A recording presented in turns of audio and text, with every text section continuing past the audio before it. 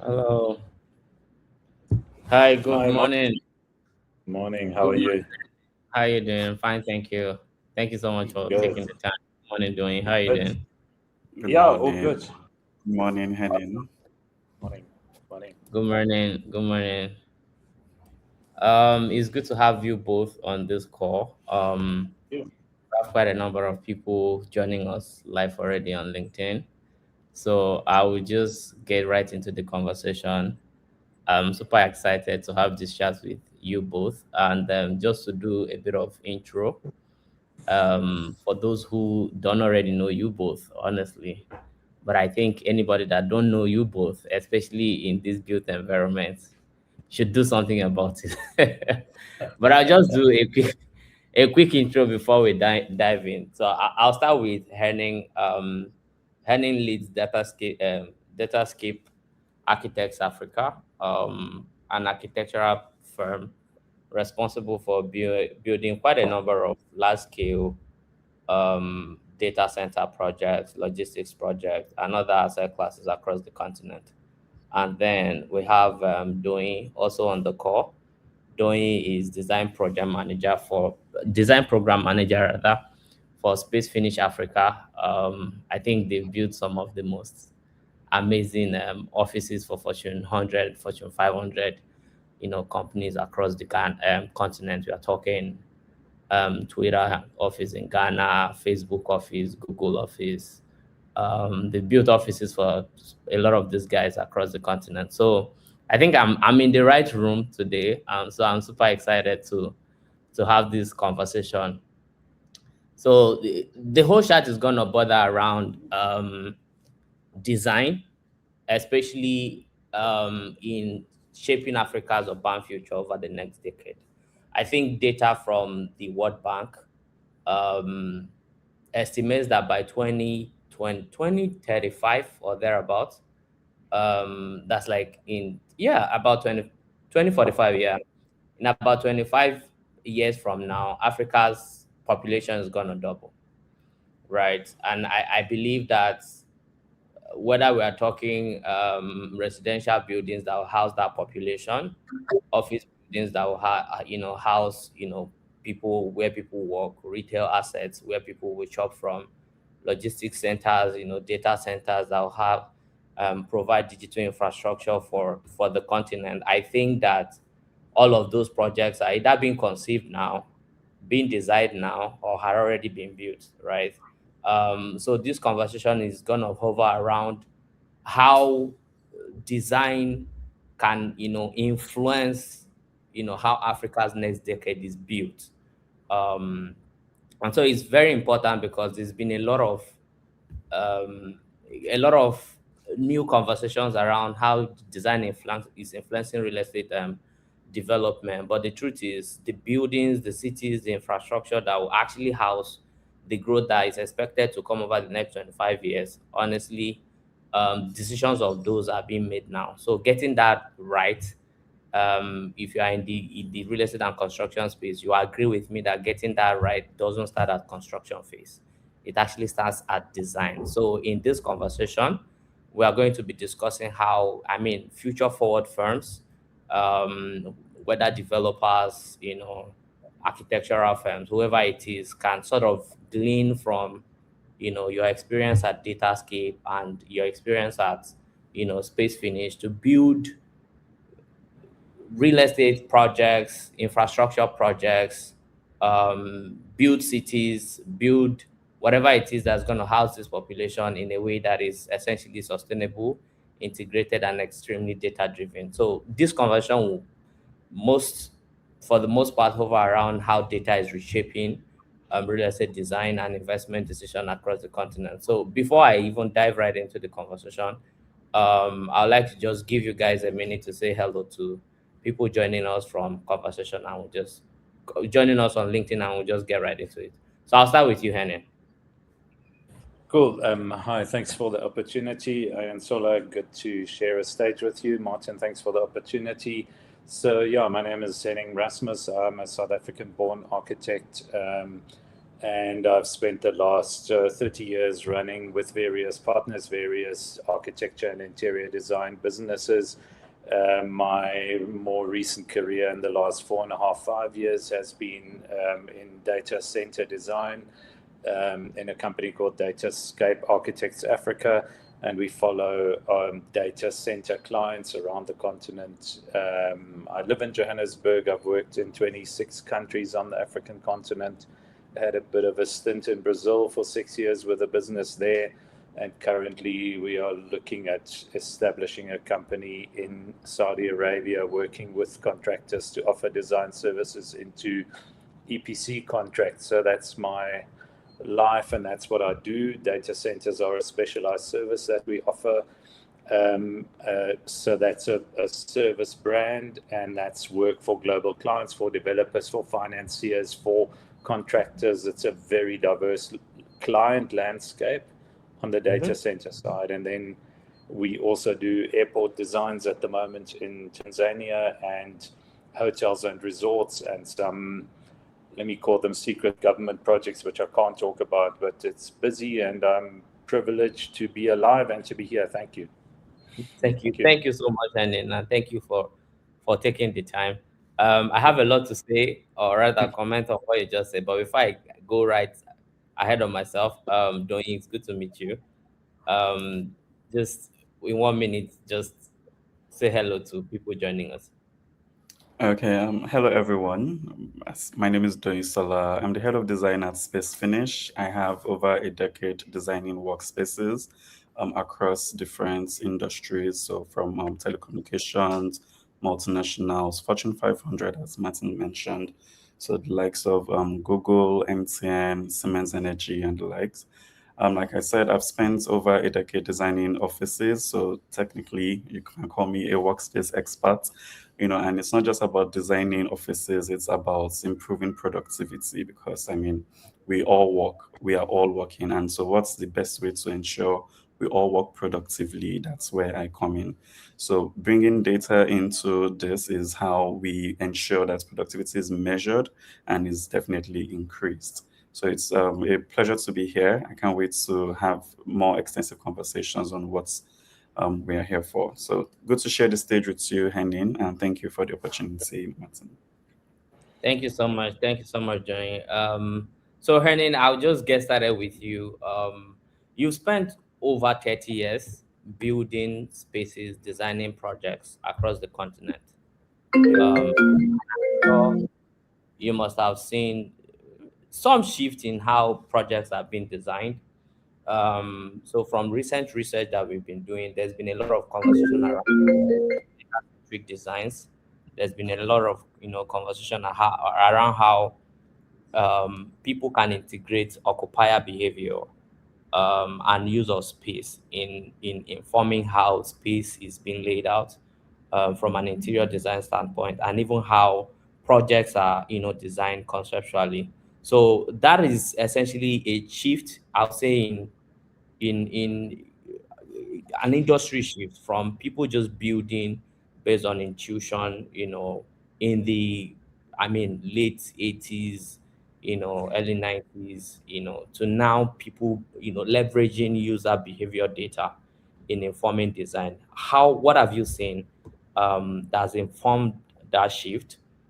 And from your perspective, how is data really changing how spaces are being conceived and designed across the continent and across the different sectors that you've played in?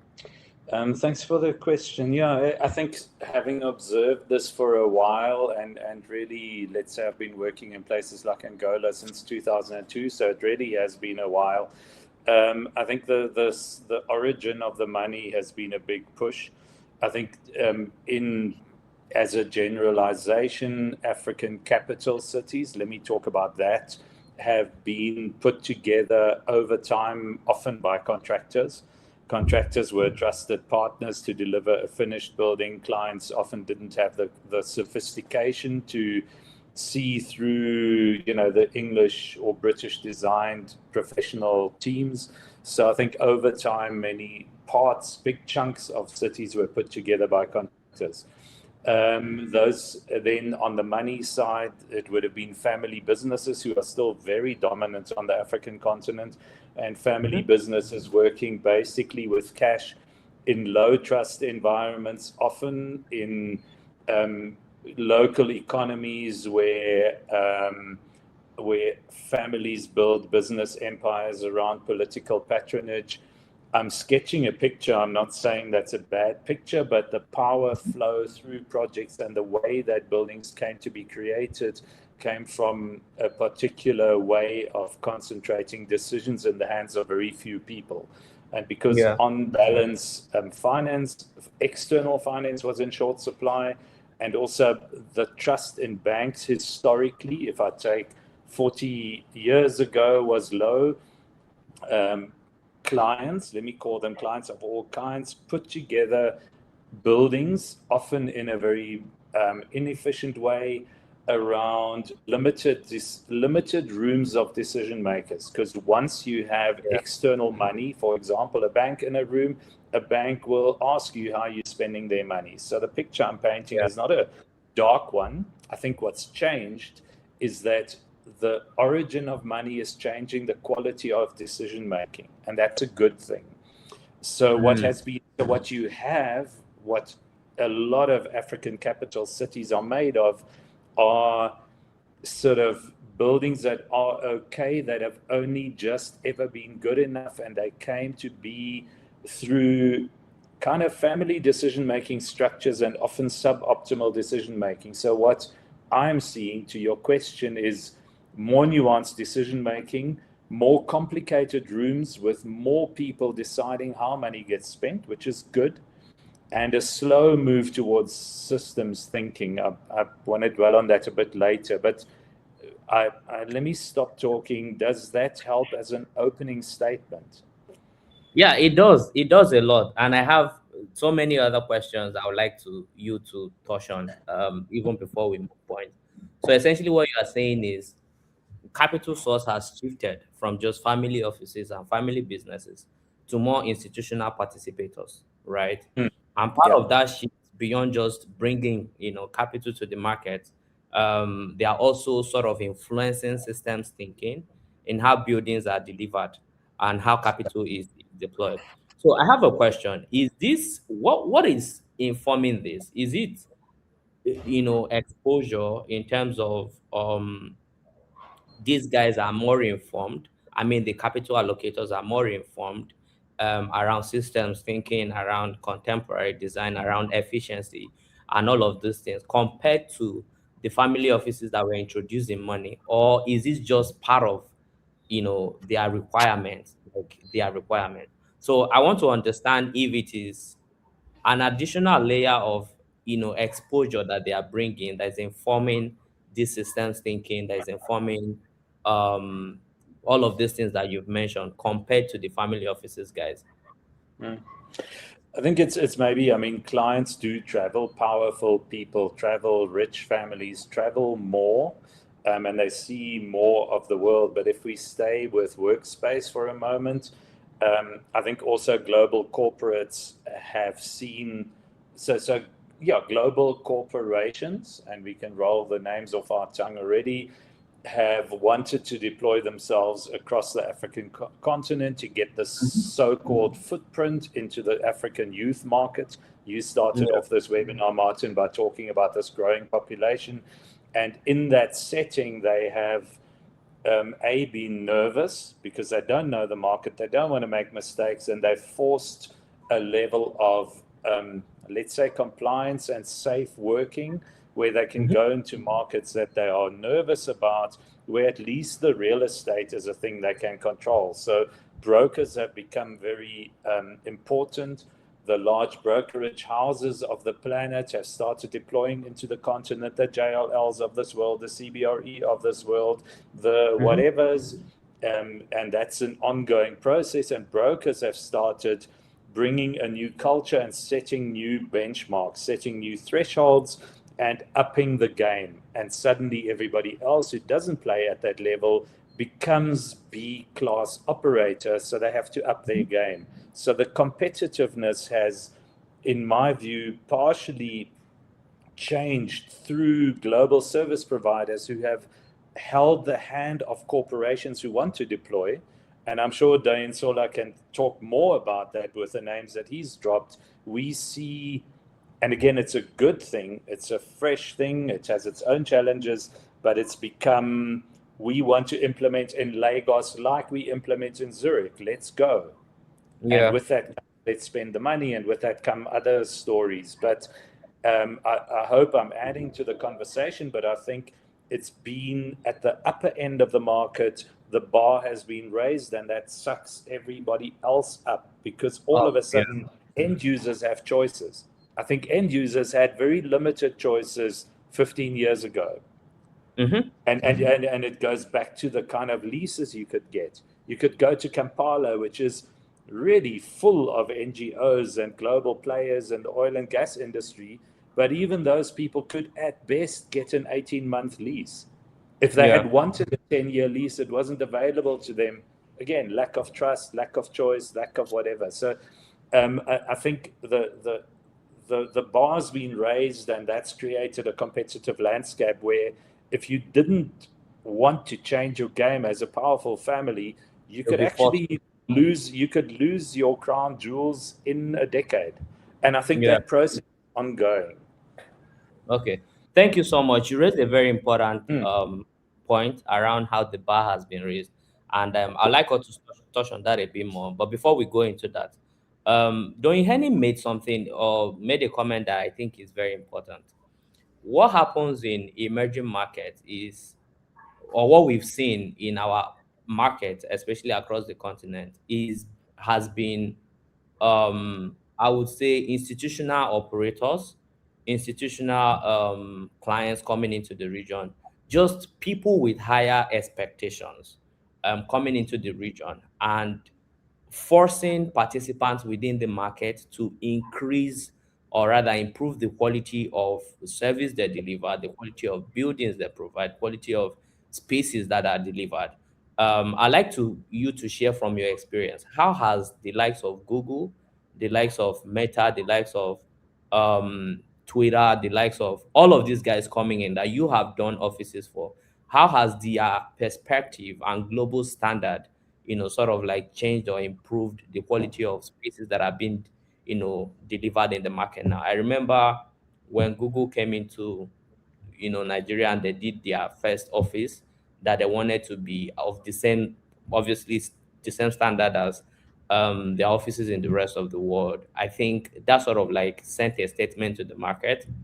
And that has now become, I would say, the new standard even for local multinationals, even for unicorns like Flutterwave, right? People are now beginning to expect better quality design because these guys enforce that new expectation. What has been your experience, in that journey from these guys coming into the market, and how their, I would say, expectations has sort of like set a new standard for how spaces are being designed and built across the continent? Yes, thank you so much for that.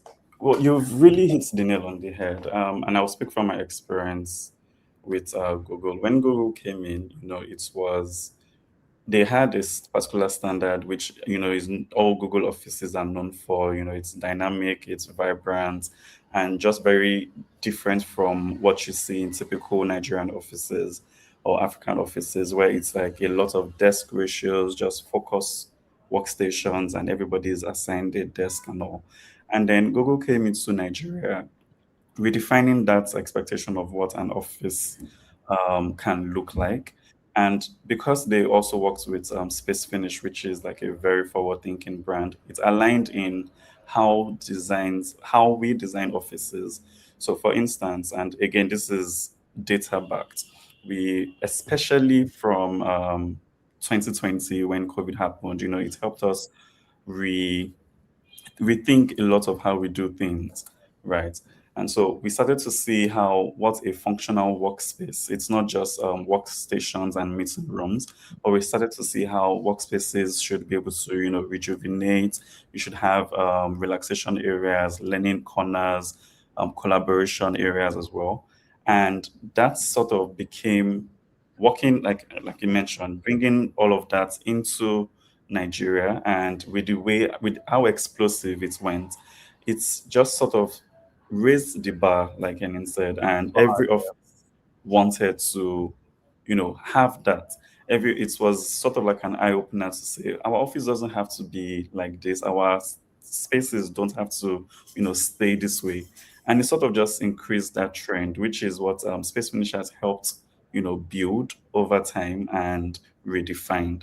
So, like you said, working bringing meta in, bringing Flutter, all of that raised the bar. And of course, when you have the large giants coming in, the local multinationals also want to step up. And okay, that's when Flutterwave came and said, okay, if Google and Meta are like this, we want to have spaces very similar, right? And that's how the thought process has, so it became from a prime um, brand into something that everybody would want to have, and definitely a lot more affordable.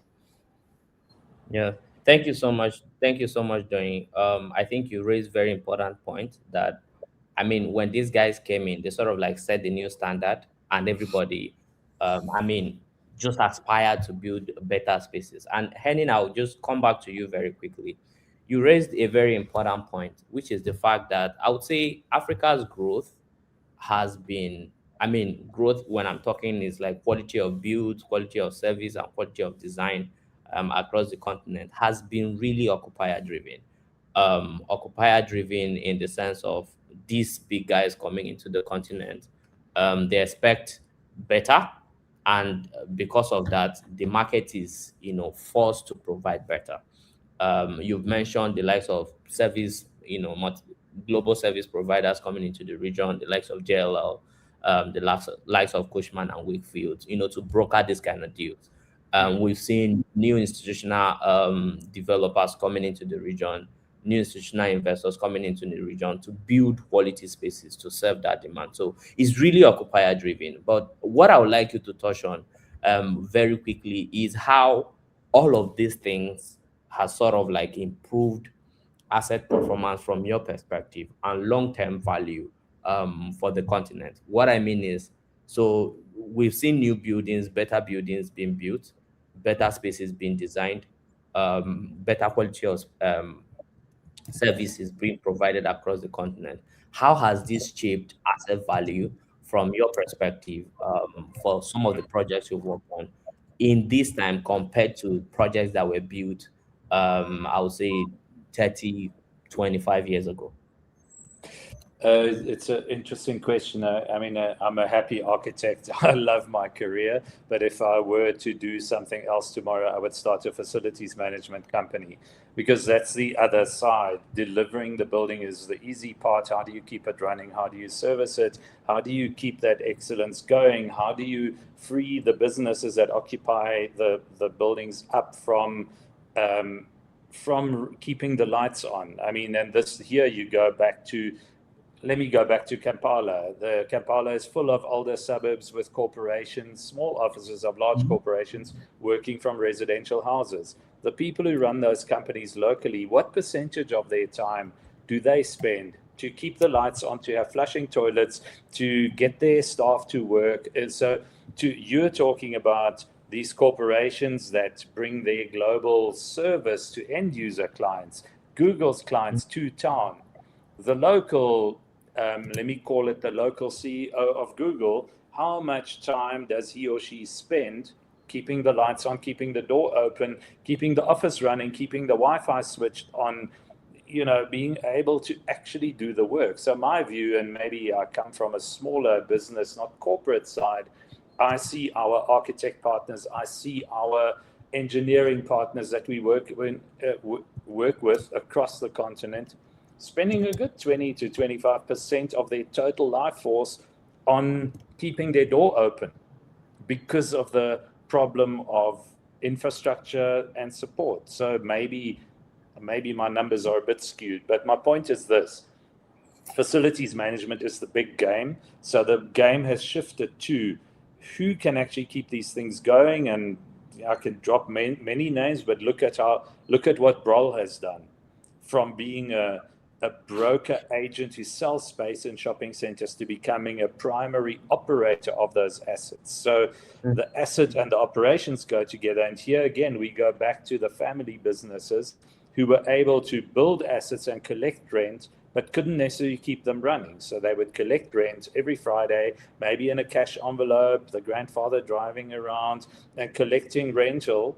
But actually, when that grandfather comes to the building, he has to walk up the stairs because the lift hasn't been working and there's nobody who can consistently keep it running. So my point is this: there's two things. The assets go with the management, and facilities management, active on the ground, ability to now keep these assets operating is the next cutting edge. It's not like nobody is working there, but this is the thing. And the better assets are the ones where the doors are open and where people can focus on their business. Then Doyensola spoke very well about productivity and efficiency, making these great working environments where people can work better. And that's the cutting edge of design. And you can measure the productivity, you can measure happiness. What you can't measure is, or what is more difficult to measure, or where the real ambition sits, is the challenge of asset or the opportunity of well-performing property assets that are well designed is to help corporations retain the staff they have. Driving efficiency and all of that's good, and that's where Doyensola is working, and we've worked. And you can see it, you can put these ideas on the table, you can sell a vision, all of that is good. The question is, and companies and corporations living and working inside of property assets are, in the end, like any other business, only as good as the local people. So you can be Meta. The question is, do you have good people in Kampala or in Lagos or in Abidjan? So the real power of design and the real power of property, well-managed, well-designed property assets, is to allow corporations to hold onto the small number of highly skilled staff so that they can bring the brand promise of the service to the end user down. And so staff retention and staff wellness, and COVID only helped us to force on it, is where the rub is. And so how do you keep people happy in that funky Google office? How do you keep people wanting to come to work?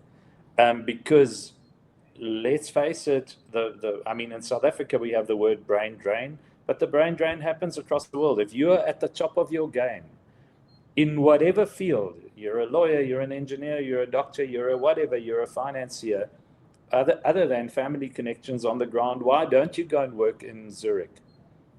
Like, why do you stay in Lagos? How do workplaces hold onto staff? And this is the journey, the topic of this webinar is the next decade.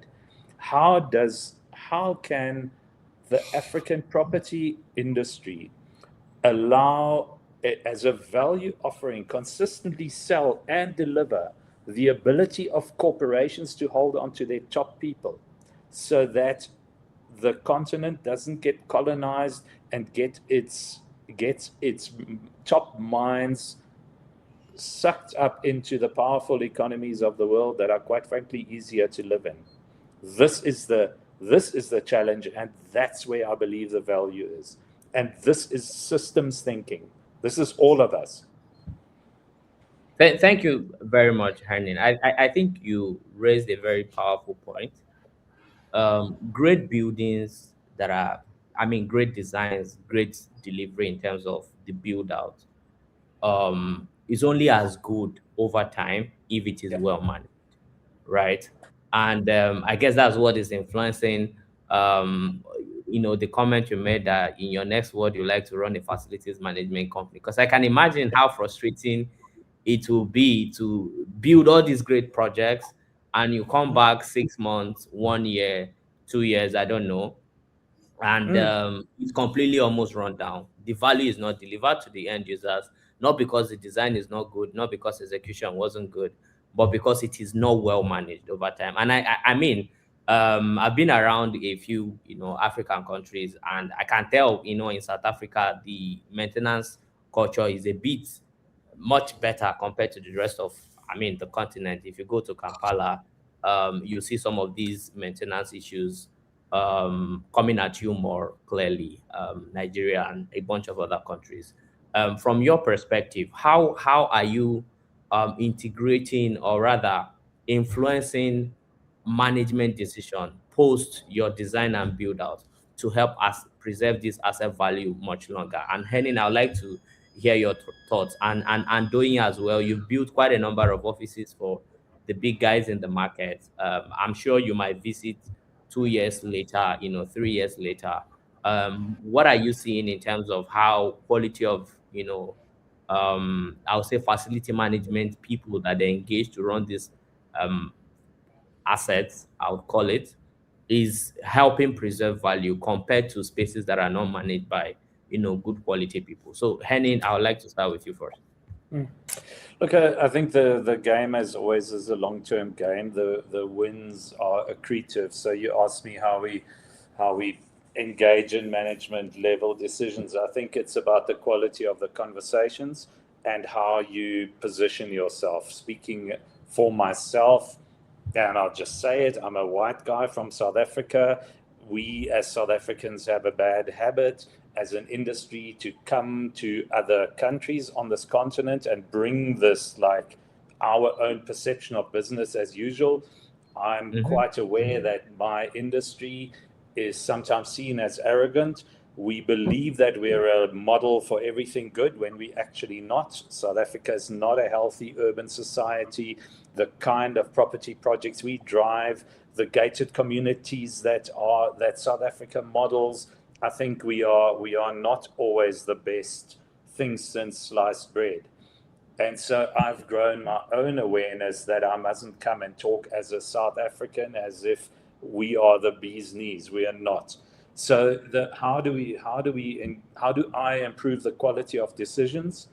First of all, I've learned to listen, to understand, and not have opinions on why I think something is suboptimal without understanding why. Because it's easy to come from a so-called better functioning economy that's maybe more first world, go to a city like Luanda, which is quite frankly a post-conflict city after 30 years of civil war. So what do I know about why things don't work? I know nothing. So the point is, listen, understand before you put opinions on the table, and then take people by the hand and share knowledge freely. Talk about the other clients that you have. Talk openly about mistakes that other clients have made that you have witnessed and seen.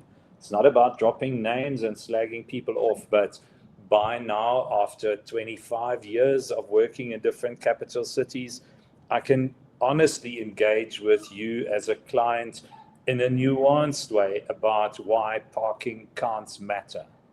So I can no longer sit in a room and go, let me use Kampala just for lack of any other name. Not that Kampala is the worst, but let's just not pretend that parking is solved by telling people to park down the street. The time's over to pretend that you can just brush things away. And I've learned to go, guys, this is not good. You're building a long-term asset. So you bring time into the room, you bring the ability to listen, and you share openly and honestly what you have seen other people do wrong and what's happened to their asset value. We got to talk openly. We got to come with empathy. So the founding values of my current company are empathy, like for me to put myself into the shoes of you, Martin, who wants to put this asset together, who has certain ideas and certain strategies, understand where you come from, understand to what extent that's perfectly valid because you come from the city that you've grown up in, Yeah. blend my experience into it. And the other thing is curiosity, is go, how do you think you can get away? Let's explore. How do you, Martin, wanting to put this shopping center together, think you're going to get away with X, Y, and Z? What makes you think that it's going to be successful? And so curiosity and empathy and really trying to surround, talking for myself, trying to surround myself with people who are interested in high quality decision making. Decision making is easy. Loads of people on this continent get out of bed every day to make terrible decisions, and that comes. There's all sorts of reasons for it, including colonialism and disempowerment and and we can talk about it forever. But the question is, at a systems level and at an industry level, how can we learn every day to focus on quality decisions? So this is a personal life force thing, and it comes from being humble, being prepared to listen, not jumping to conclusions, and taking time to think. What do they say? It takes longer to grow a tree than a cabbage. And it's very sexy to walk into a room, lay down the law, and walk out and tell everybody what to do. It's much more difficult to grow decisions together. Yeah. I think what that makes a lot of sense, honestly, and that empathy and curiosity and just even understanding where people are coming from, I think is something that's super super critical. So, Donny, before we dive into the next conversation, I'd like you to just share a bit around, what the data is seeing in terms of how quality management post construction or post delivery influences long term property value, asset value for some of the spaces that you build. I imagine you go in maybe a year, 2 years later, and you can tell a difference between what was delivered versus what you see, and tie that back into how just how excellent the space is being managed. I'd like you to share on that a bit. Yeah. So I think what I have observed so far, so when you say some offices where you designed like 2 years ago and it's not the most maintained, and then you compare Mm-hmm. that with offices where after 2 years, even 3, 4 years, it's almost exactly how you did that. You learn. You start to ask, okay, this is the same company who designed this, but these are two different companies maintaining and having different results. So what was the question? So I think what we have observed so far is it mostly starts even from the beginning, right? From the design. And when you say design, it's now more, what are the design elements that I'm bringing in? How easy is it to maintain? How affordable is it to maintain? How reachable it is? And what we realize is when you design for simplicity, when you design for, like you said, don't bring in very foreign items into in Nigerian. I'm speaking Nigerian now, and you bring in a foreign element into the space, and then you start to force people to maintain in a way that you think it should be. And this also takes me back to user design and user experience. You can design a beautiful walkway in using your designer's ego, and you realize people based on would want to pass the shortest route, and they create their Mm-hmm. own of your designed walkway.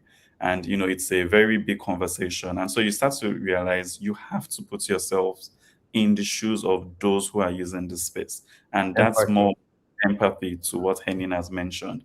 And you make sure things are very less is more. How easy is it? How affordable? And that's what with that you realize offices where you use the simplest of items, right? That's required little to no supervision. maintained that office for a longer period. And of course, the exposure, because eventually still people who would do this maintenance and they can only do as much as they are exposed to, right? And so you realize, okay, with little things, they're able to do a lot more. And so that's just been my experience so far. Okay, thank you so much. I think that aligns with what Hernin mentioned. I think empathy is super critical in even how decisions are made, and even also how, I mean, spaces are designed and delivered, and you put it very beautifully. If you don't care about the people or think through a space design how people would typically use it, they will end up creating their own way of using it, and that might not be the best way, to preserve the value of the asset. Because of our time, we'll just move very quickly. Henning, I'm going to come back to you a bit. At the beginning of the conversation, you made a very good point around how, I would say, more institutional capital, providers are sort of like shaping decision making across the continent. From design, forcing people to think more from a system standpoint, forcing people to think of, about things that the market um, didn't necessarily think about before, right? And one of the things that we are seeing is more, I would say, intentional attention to sustainability in how spaces are designed and how projects are delivered across the continent.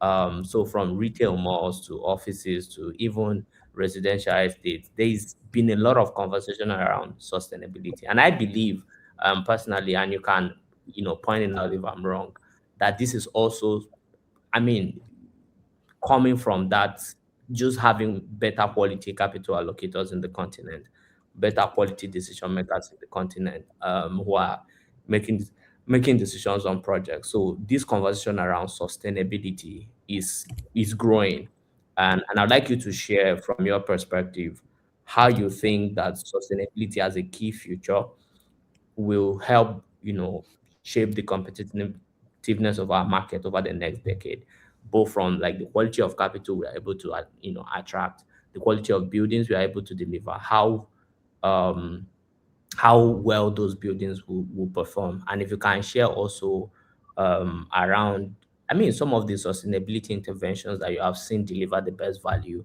that developers joining us on this call, designers joining us on this call, architects joining us on this call can pick from. Hmm. That would be very helpful. Hmm. So, Look, I and mean, then let me. yeah. Let me say something contentious, and I don't want to dwell on it. I think we're on the cusp of the huge fraud of carbon trading being visited on all of us. And so around carbon trading and carbon credits and the property finance aspects of that, we're about to join probably one of the biggest frauds in the world, because carbon Yeah, credits are basically taxes levied in developing countries that allow them to keep on poisoning our planet.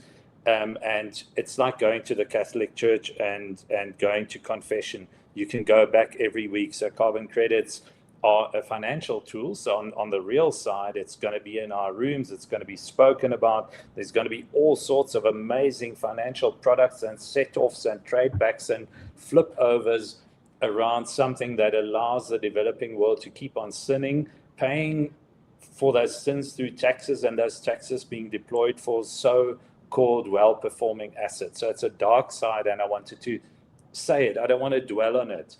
But you asked it, but that is part of what's coming. Your question was about sustainability. What about it? So I think there's a dark side for it, and it's going to be in our life, and we need to figure out how we work with that. And it's not uninteresting. On the other side, we live in the proper age of global manufacturing through China. So let's not mess around. Real sustainable property assets should be built using much more local skill, local labor, local materials, local products. But we are globally, the whole globe is in an era of deindustrialization to the benefit of China. And so sustainability, sustainable design, well-performing buildings. I can design buildings that are well-performing, but the materials are made in China and no jobs were created. So I can do this, let me say, a beautiful, automated, super high-performing facade that will make me a great performing property asset that reduces my energy bill.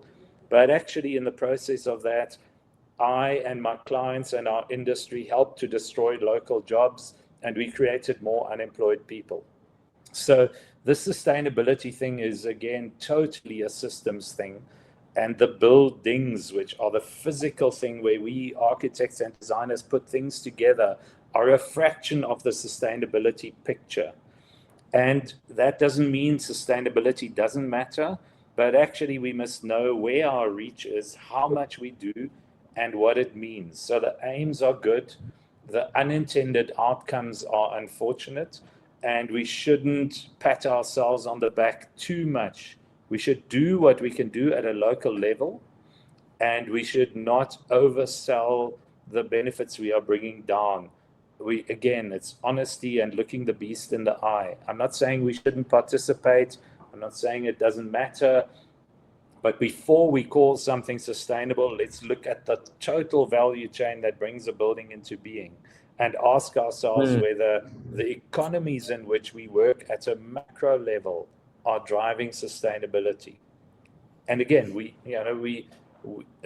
to the butterfly effect, yes, a butterfly flapping its wings in Argentina can cause a tornado in the North Sea, but we also got to realize where we can't reach and what the limit of our agency is.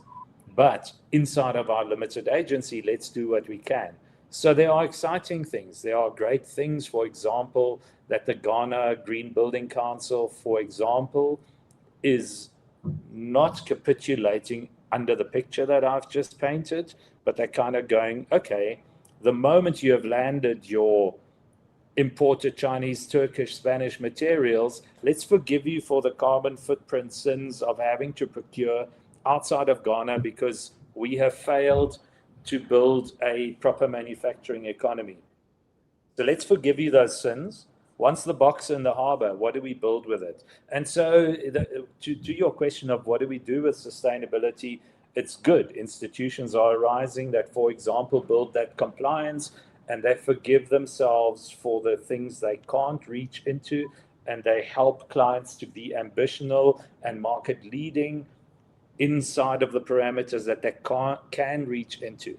And I think that's exciting because otherwise we can all get a bit depressed and cry.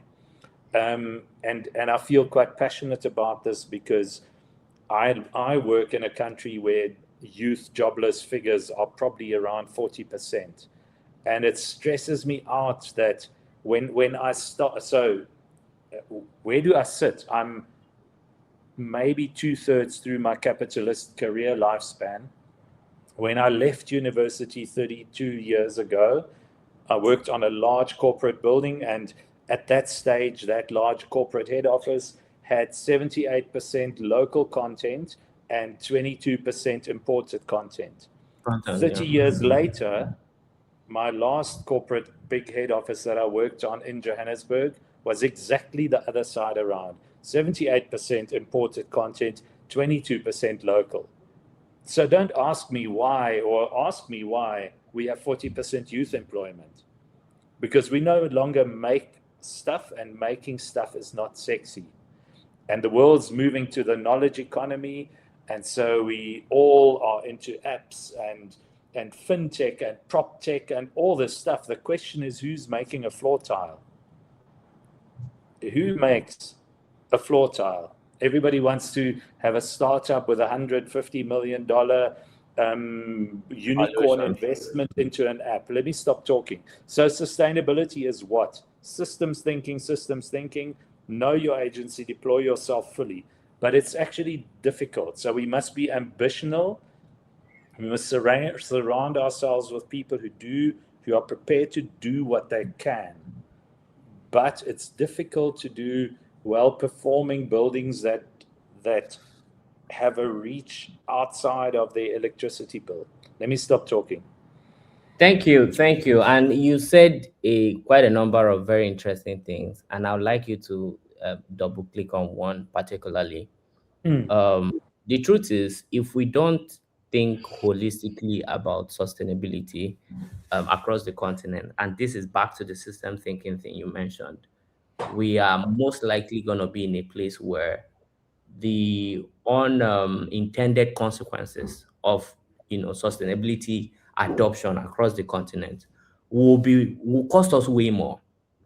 Back to the example you gave, 78% local versus 22% 32 years ago, and now it's reversed now, 22% local and 78% imported materials. We are seeing more investment in import, costing us what is it called? Costing us employment, costing us local currency stability, costing us Yeah. inflation. We see the impact on a daily basis. And Hmm. you made a very important point that there's also like a very, I would say, very negative mindset shift around how even young people, new businesses emerging from the continent, what they are building and how they are building. There's focus on technology, there's focus on the digital space, but nobody is thinking about manufacturing. Who's going to build the tiles? Who's going to build, the local materials that we can use to power, construction, power other sectors? Nobody is thinking in that line. And honestly, if we don't do something about it, it's going to cost us. The unintended consequences is going to be way more over the next decade than anybody can imagine. And I'd like you to just share from like a private sector standpoint. I know a lot of these has to do with like policy and how government is uh, engineering growth in sectors like manufacturing and agriculture and those sort of stuff. But from a private sector standpoint, what do you think are some of the mindset shifts we need to start promoting to really make us to help build a truly sustainable and integrated continent? Because if we keep relying on China to supply our glasses and our tiles and all of those stuff, even though they are sustainable, we might end up hurting ourselves more in the long run than if we had just done it ourselves. Uh, I think there's this. I mean, there is so-called green project finance, and I think that there are.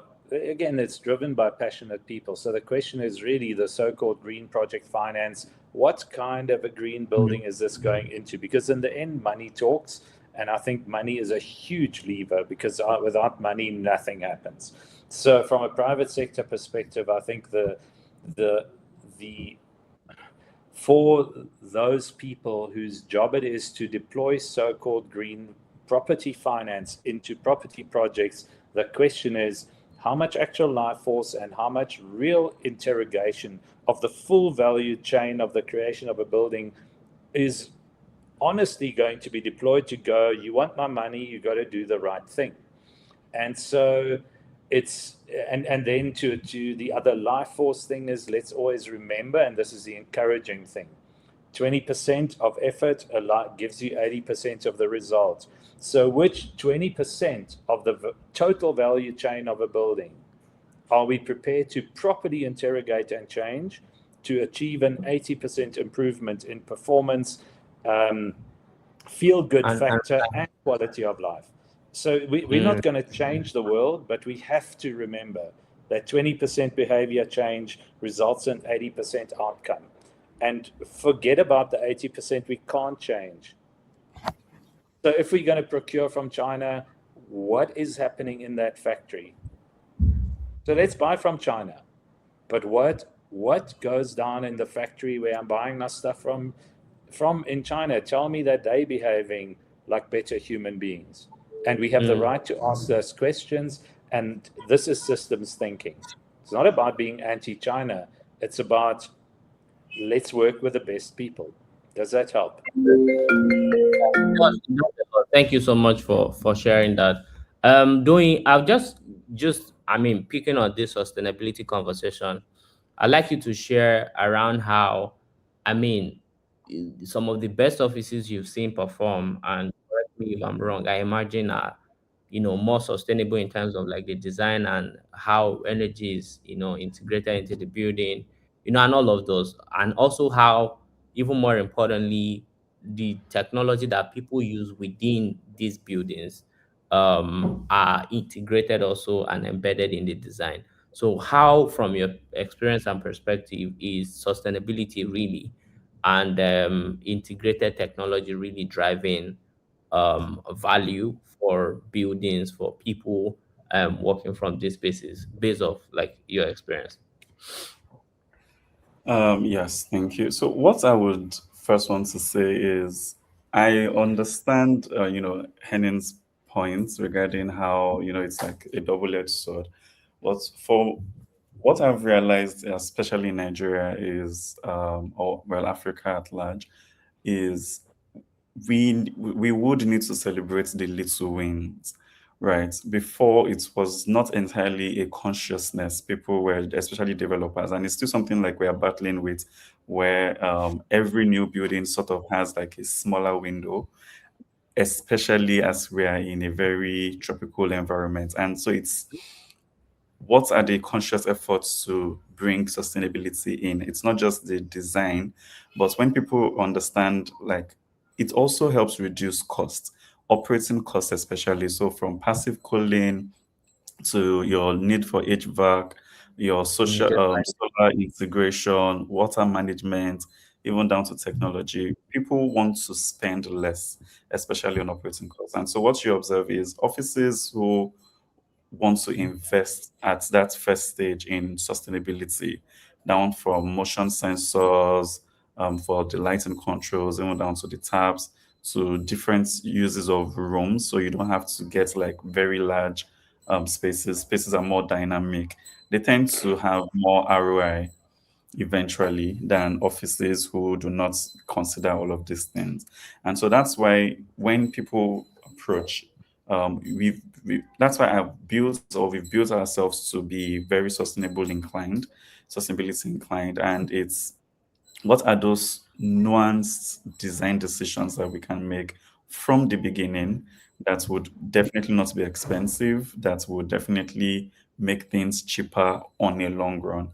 And so once you have that consciousness, it definitely helps with office or workspaces and general real estate across board. okay. Thank you, Doyin. I think I was having a conversation with a friend, and he said he was trying to make a point that the small hole you refuse to fix at the early on grows into a very massive hole over 5, 10 years. And it was interesting to hear how you shared around very small design decisions that can, reduce demand for, I mean, lightning for by like 10%, for instance. You think 10% of, or even 2% is is not significant until you scale it over 10-year period.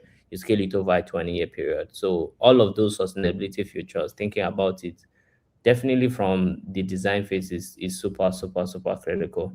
So before we go, just a few end notes from the conversation. Henning, I like you to share some thoughts around where the opportunities are across the continent over the next decade. You've worked across data centers, you've built residential projects, you've built retail assets, you've built logistics projects, you've built really across, I would say, all asset class that, I mean, I can think of.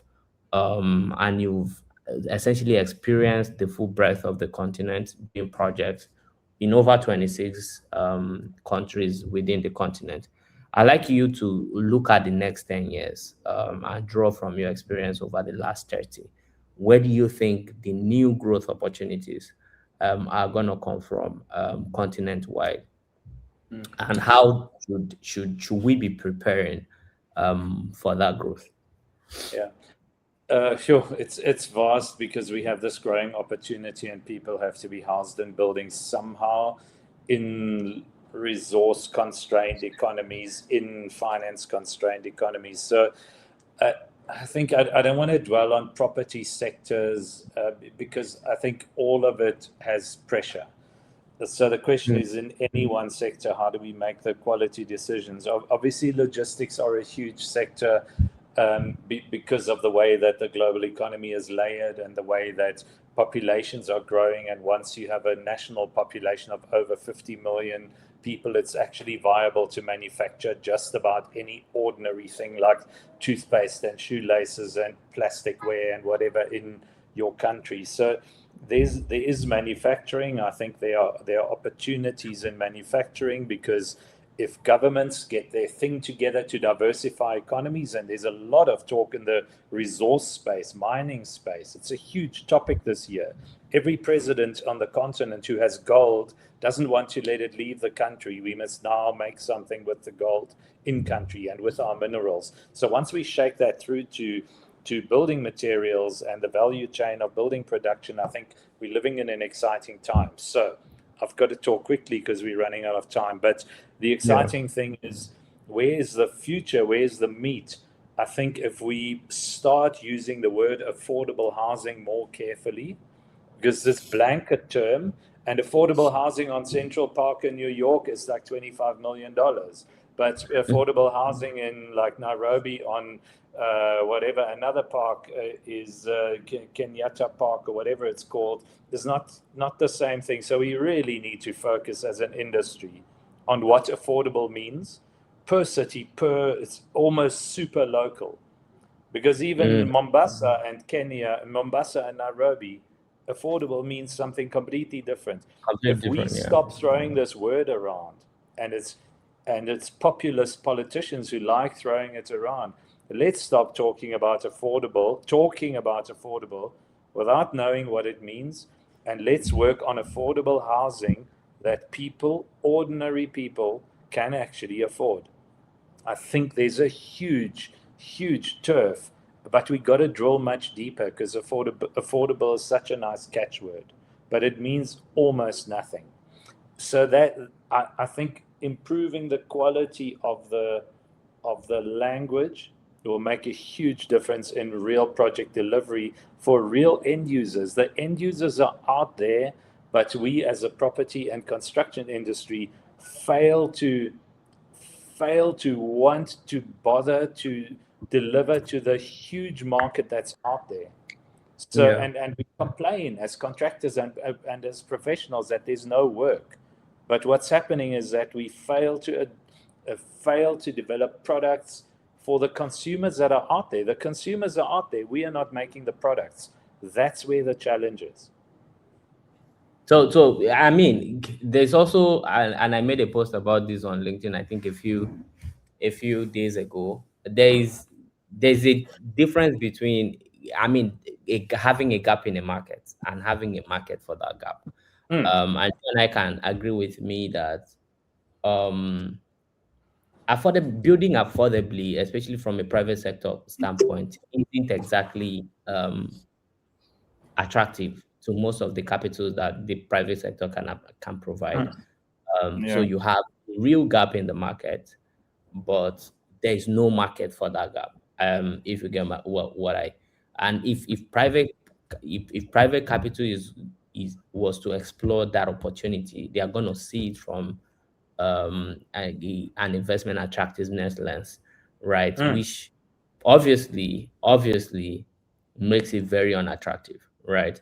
So from your perspective and your experience, how can we begin to like tackle some of these big social concerns or social opportunities that clearly the government are failing to address? How can we approach it from a private sector standpoint in a way that actually makes sense for private capital in the region?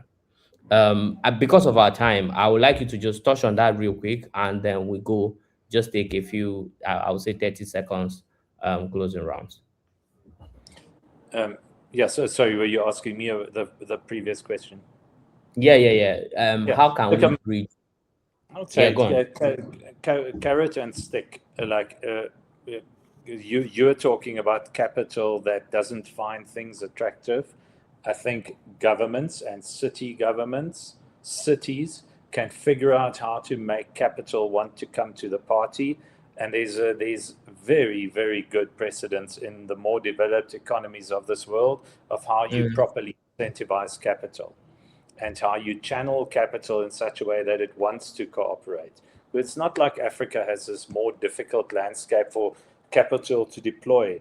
When the center of Berlin was rebuilt after the fall of the wall, there was also capital that didn't want to do things, and the German government and the Berlin city government simply told capital where to deploy itself for the benefits of the development of the central city of Berlin, or take a hike.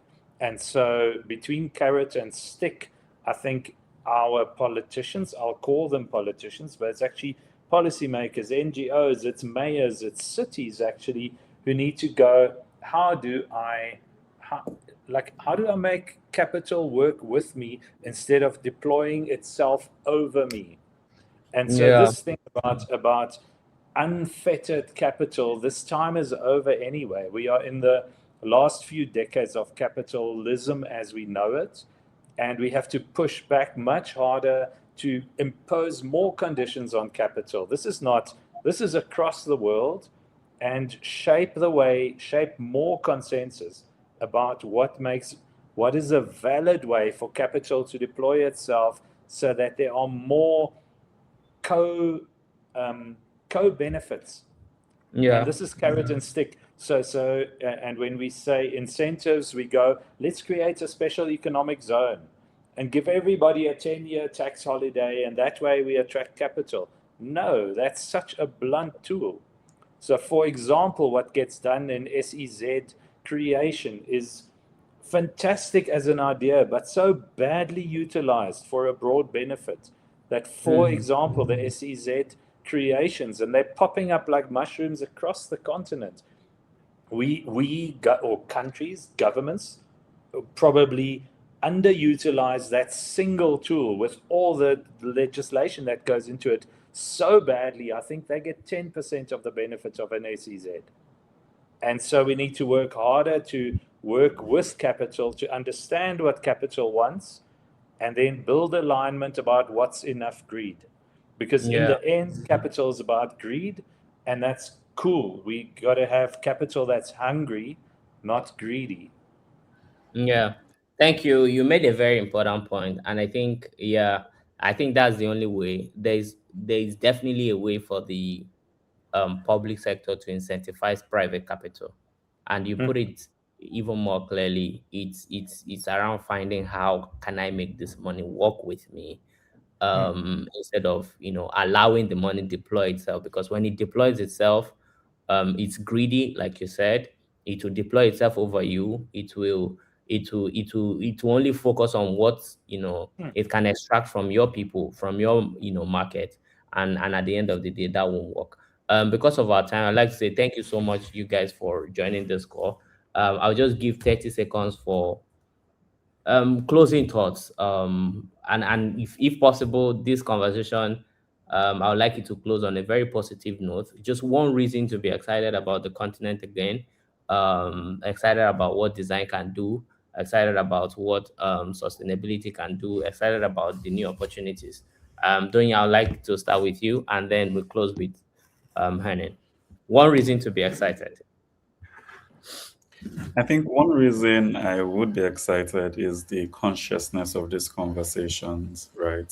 What I know is we've seen a shift in how people think and approach this data, sustainability, technology, all of the works. And the more conversations are being had, it's like, okay, there is hope for the future.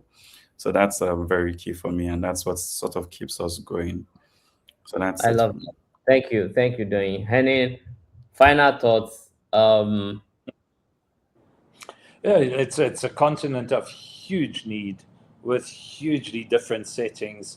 So for me, like with 30 years of experience, there's so much to learn, and experience is thin on the ground. There's only so many people who have got a few t-shirts. So to be alive and kicking and healthy for me, like to be able to engage in deploy experience on a continent where it's in short supply is a fantastic time. It's just an amazing time to be alive. So I love what I do. This room is cool. You know, I must definitely like, and it's good to see how many people are doing the right thing. Thank you. Thank you. That's very powerful. I think the needs are here, the opportunities are here. We just have to figure out how to build Yeah. something that is aligned with our market and our problems. And again, thank you so much, guys, for joining the call. We've put this together to as our own way of contributing to advancing conversation that will move our industry forward. Glean from experts in the industry around conversations that can, help us move from where we were as the case may be to where we need to go, both as an industry, as professionals, as a continent, whatever the way you think about it. So I'd like to especially thank you, Hernin. I know it took a while. This conversation was supposed to happen last week, but it didn't happen because of your schedule. So thank you so much for taking the time. Thank you so much as well, Donny, for taking the time to join us. And I hope you have a great day today. It's what time in South Africa? It's 12 o'clock, I think. Yes, just after 12, yeah. Yeah, just after 12. So do enjoy the rest of your day, honey. Thank you so much for joining us. And thank you, Doyen, as well. Bye. Thanks, Joey. Thanks, Martin. Thank you, Henning. Ciao, ciao. Bye.